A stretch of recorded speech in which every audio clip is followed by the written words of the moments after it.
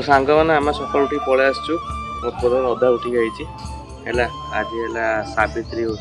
ओषा तो माँ से पूजा कर बाप जगी बसी ना बाबा आम कौन करे फटो उठाऊे तो सावित्री ओषा सरला आम घर को जीवु आड़े बुला बुला जो हम हम ना खरा प्रबल कला पड़ा मो को भी कला पड़ी यहाँ यज्ञ मंडप है तो बाकी मंदिर सब आपको बुले देखीदेवी खाली बस कौन करी सब काम मुझे करी ठाकुर मुंडिया मारदेली आम बस बुलाबुली करूँ टे यहाँ भुवनेश्वरी मंदिर सेंटर अच्छे